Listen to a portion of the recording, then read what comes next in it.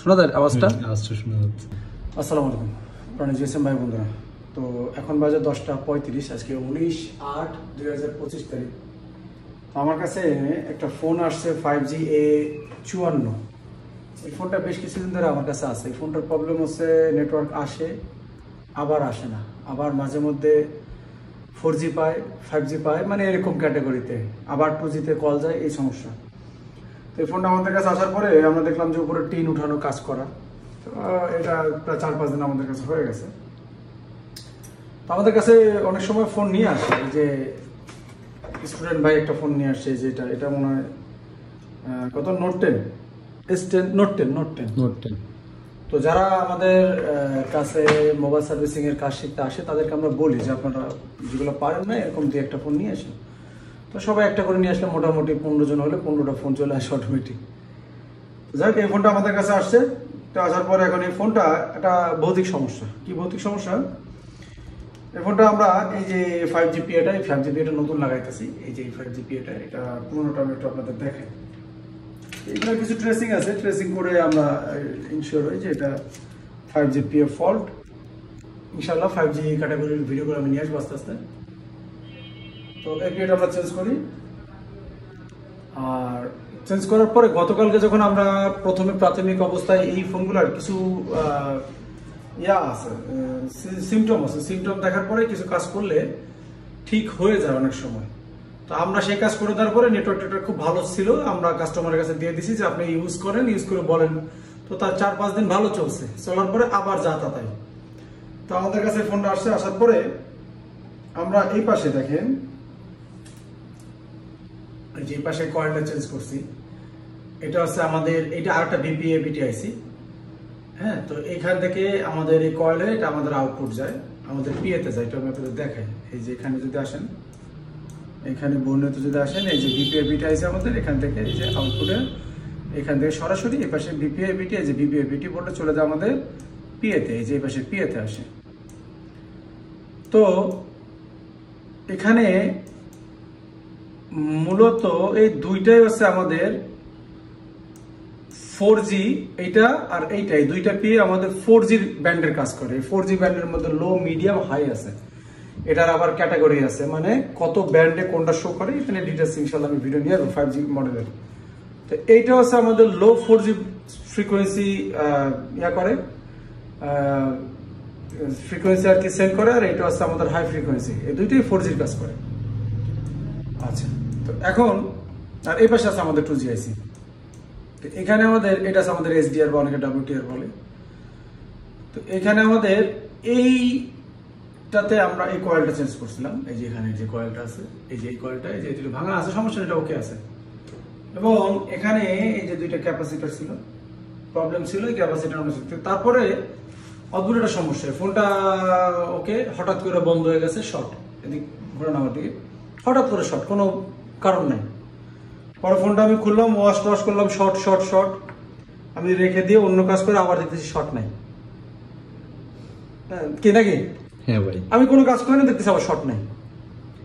তো আমি এই টিন খুলছিলাম, এই টিন খোলার কারণে আমি একটু চেক করতেছিলাম, যেমন এখানে একটা কম্পোনেন্ট আমরা চেক দিয়েছিলাম যে ওকে কিনা, এটা আমি খুলে সাইডে রাখছি যে এখান থেকে শর্ট হলো কিনা, আমি চেক করে দিয়েছিলাম। ওই সময় দুই পাশে শর্ট দেখাচ্ছিল। ইভেন আমাদের এখানে এইটাও শর্ট দেখাচ্ছিল।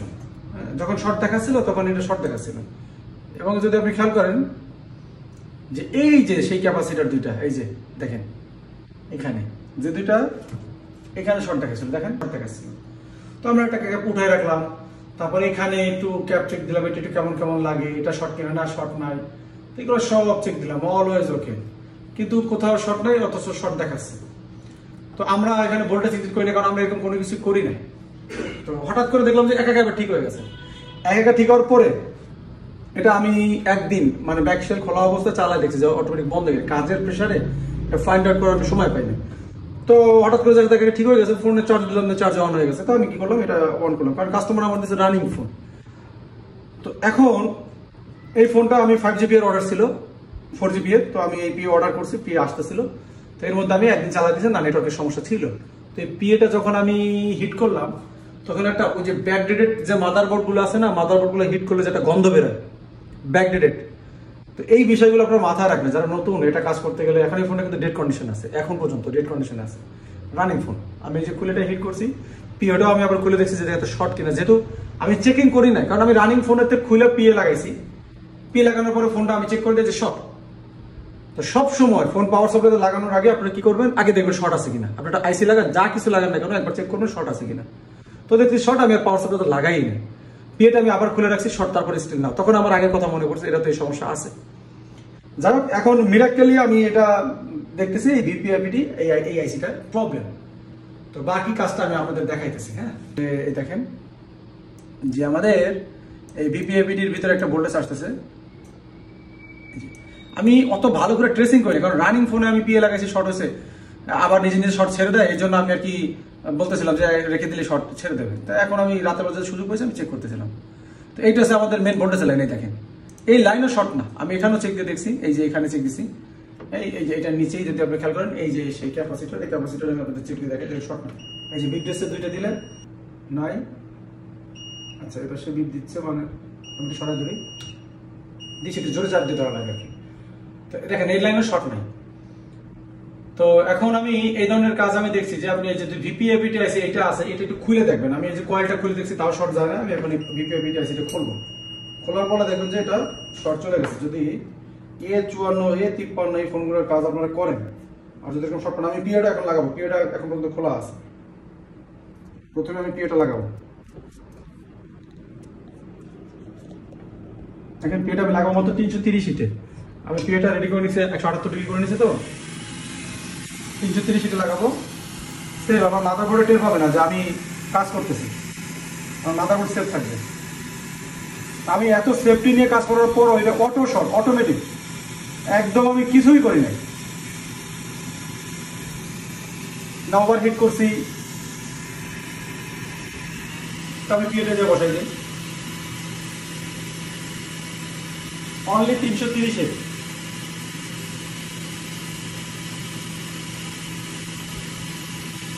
পিএটা টান দিল, এখন আমাকে পেস্ট দিতে হবে, হালকা একটু পেস্ট দিতে হবে।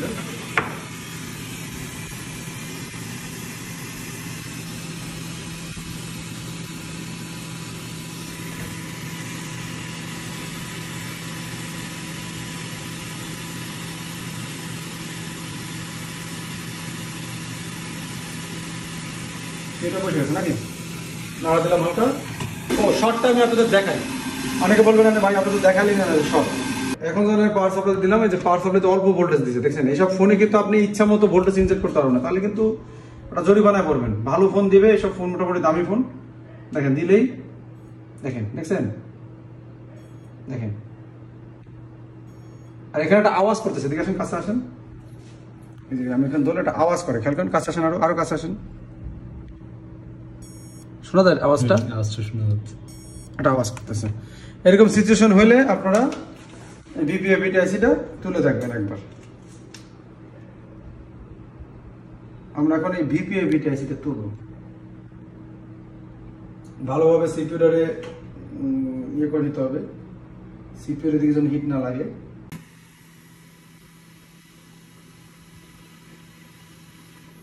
আচ্ছা 330-এ তো হবে না, 360। এয়ারটা আমি একটু বেশি রাখবো, এয়ার বেশি দিয়ে কাজ করি।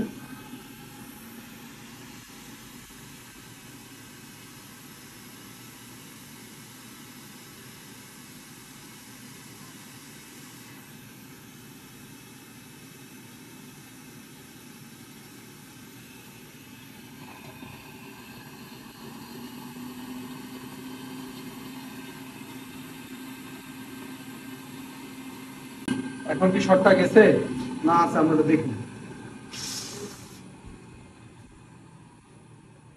দুইটা লাইন শর্ট হয়ে গেছে আমরা দেখলাম। তো ওই সাইডেতে গুড়া যা, মানে আমরা তো এই যে টিনটা কাটছি ড্রিল করা, তার গুড়া কি চলে গেল নাকি ভিতরে?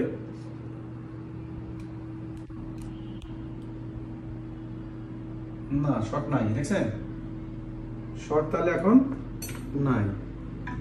এখানে আমরা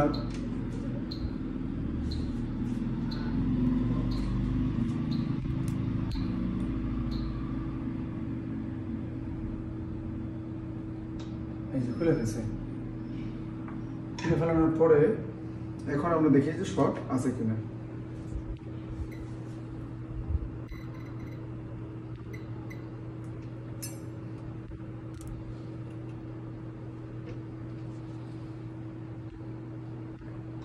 এখানে আমরা চেক করে দেখি আমাদের শর্ট নাই, শর্ট নাই।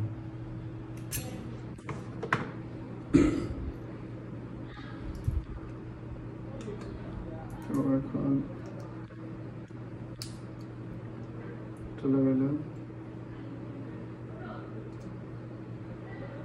চার্জে লাগাবো, সবসময় চার্জে লাগিয়ে চেক করতে।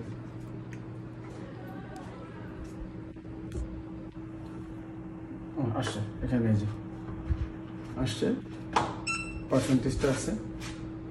তো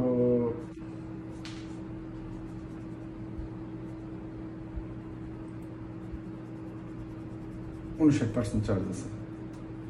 তো ঠিক আছে, এখন আমাদের পরবর্তী যে কাজ আছে এখানে আমাদের কিন্তু আমাদের দেখাইছিলাম, মানে আগের ভিডিও করছিলাম ওটার নেক্সট পার্ট। এখন সমস্যা হচ্ছে এর মধ্যে আবার অনেকে বলে যে ভাই কাজ শুরু করলেন এক ড্রেস দিয়া, কাজ শেষ করেন আর ড্রেস চেঞ্জ করলেন, এটা নিয়েও আমার ধরতেছে। তা আসলে হয় কি, এই যে স্টুডেন্টদের দিয়ে যখন আমরা কাজ শুরু করি, অনেক সময় অনেক কাজ আমি রাতের বেলা একা বসেও করা লাগে, বা অনেক সময় সকালবেলা শুরু করছি কাজটা সম্পূর্ণ হয় না, কোনো কাস্টমার চলে আসে বা এমন সিচুয়েশনে আমাদের কাজটা রেখে দিতে হয়, তখন আমরা পজ করি, দেখা গেল তারপর দুপুরে গেলাম, খাওয়া দাওয়া করে গোসল করে আবার ড্রেস চেঞ্জ করে আসি, তারপরে আবার ওই কাজটা আপনাদের দেখাই। এখানে আর কিছু না, অন্য কিছু চিন্তা ভাবনা করার কিছু না। যেমন এই কাজটা আমি ফার্স্ট ভিডিও করছি প্রায় 4-5 দিন আগে, তো 4-5 দিন আগে করার পরে ওইটুকু আপনাদের সামনে ভিডিওতে দেখছেন। আর এই লাস্টে এই ভিডিওতে আমরা এখন এটা সমাধান করছি, যে এখানে সমাধান করছি আমরা একটু দেখাই। এই যে আমাদের প্রত্যেকটা অ্যাপ এই যে চলতেছে ইজিলি, এই যে সব আসতেছে। এটা সমস্যা ছিল 4G ঠিক মতো ওয়ার্কিং করতো না, 2G ওয়ার্কিং করতো না, আবার করতো আবার কাজ করতো না, মাঝে সাঝে করতো খুব স্লো, এরকম ছিল। তো এই ক্ষেত্রে আমরা এই আইসিটা চেঞ্জ করছি, এই ভিডিওটা আপনাদের দেখাচ্ছি। সেই আইসিটা আমাদের কাছে এই যে আছে, এই যে এই আইসিটা আমরা চেঞ্জ করছি, এবং এটার আমরা যে এপিটি আছে এই এপিটিটা বাইপাস করছি। এই যে এপিটি আইসিটা দেখেন, এই যে এখানে আছে, এই যে এই এপিটি আইসিটা আমরা বাইপাস করছি। 1-to-1 কাস্টমার এটা 40 GB আর এই জায়গায় দিয়েছিল, সে পুরো বিরক্ত হয়ে গেছে, মানে এটা নিয়ে আর। এই যে কল ঢুকছে, কল শোনা আছে। স্বাগতম 25 মিনিট 20 টাকায়। তো এটা আর্মির লোকের ফোন, অনেক খুশি হবে, সে পাঠাইছে, মানে অনেক আশা করে পাঠাইছে।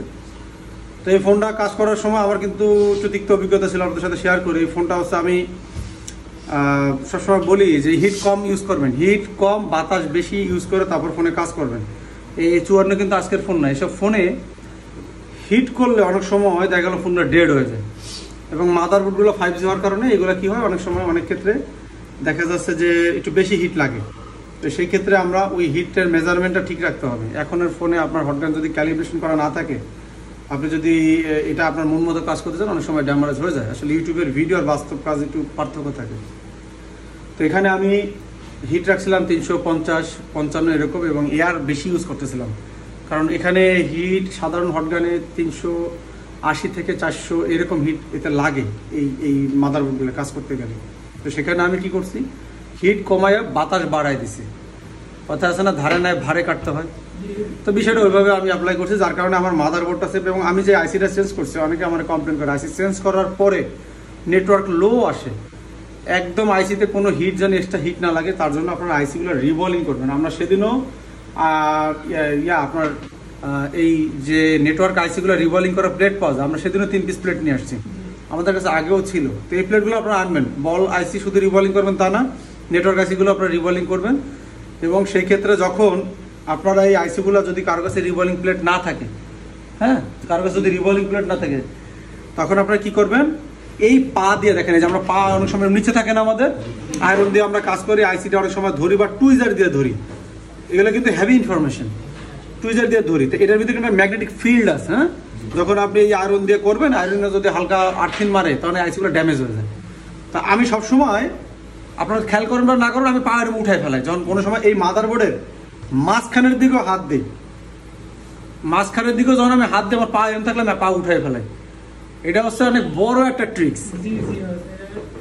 আপনার ওই যে বিদেশিরা যে হাতে গ্লোভ পরে আবার এই যে একটা আর্থিনের মতো ক্যাবেল দেয় এমনি এমনি পরে না কিন্তু, যে ওই আপনার হাতের আর্থিনের কারণে মাদারবোর্ড ডেড হয়ে গেছে, আপনি খুলছেন ফোন ডেড হয়ে গেছে, আপনি বুঝতে পারতেছেন। তো যাক, এই ছিল ইনফরমেশন। তো সবাই ভালো থাকবেন, আল্লাহ হাফিজ।